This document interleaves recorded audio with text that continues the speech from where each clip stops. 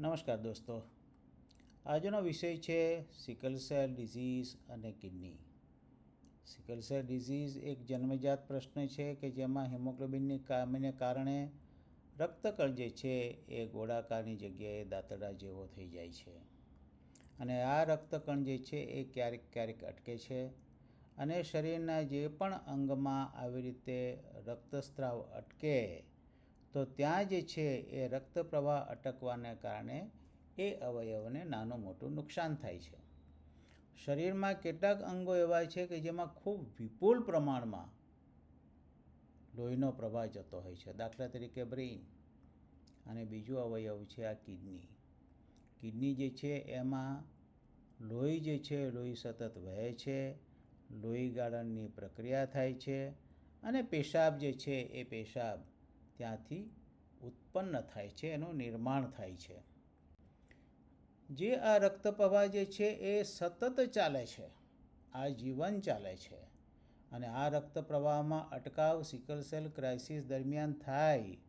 પરિણામ સ્વરૂપે જે છે કિડનીના એરિયામાં આપણને દુખાવો થાય, પેશાબ જે છે લાલ થાય અથવા તો પેશાબ ઓછો થાય, ક્યારેક ક્યારેક જે છે પેશાબ વધારે પડતો ઘેરો થાય.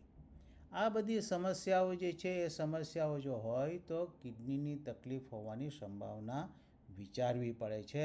સોનોગ્રાફી, લોહીનો ટેસ્ટ, પેશાબનો ટેસ્ટ કરવાથી આપણે એનું ચોક્કસ નિદાન પણ કરી શકીએ છીએ. એક સાથે બીજી પણ વાત સમજવા જેવી છે.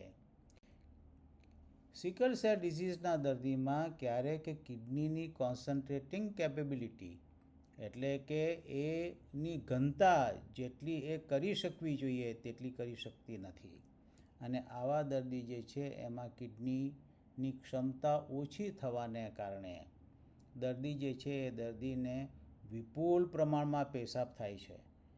હાઇપોસ્થેન્યુરિયા કહેવાય છે એને, જેમાં સોડિયમ અને એ પાછું પુનઃ શોષણ થવું જોઈએ શરીરમાં તે થઈ શકતું નથી અને પરિણામ સ્વરૂપે જે છે માત્ર પાણીનો ભાગ વધારે એવો વિપુલ પ્રમાણમાં પેશાબ થાય છે અને આવા દર્દીઓને વારંવાર પેશાબ કરવા માટે જવું પડે છે.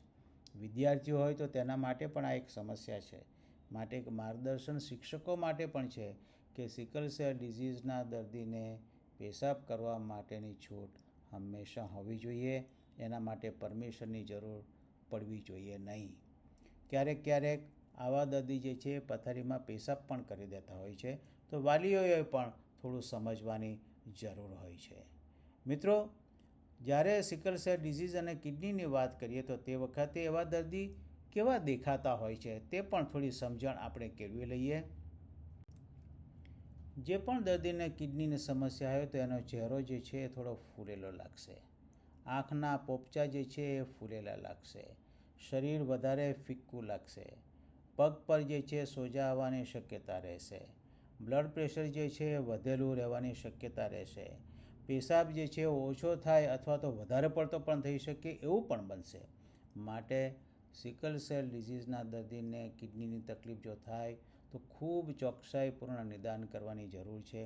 આવા દર્દીઓ જે છે આવા દર્દીઓ યોગ્ય સારવાર લે તો એ ખૂબ સારા પણ રહે છે. નિરાશ થવાની બિલકુલ જરૂર નથી. દર્દીઓનું ચોક્કસ નિદાન જેટલું બને એટલું વહેલું કરી શકીએ તો દર્દીને ફાયદો થઈ શકે છે. આપને આ માહિતી ઉપયોગી જરૂર લાગી હશે. હું ડૉક્ટર જ્યોતિષ પટેલ, સિકલ સેલ એક્સપર્ટ. તમને કંઈ પણ જરૂર હોય તો તમે વોટ્સએપના માધ્યમથી સંપર્ક કરી શકો છો અથવા તો બતાવવા માટે આવી શકો છો. ધન્યવાદ.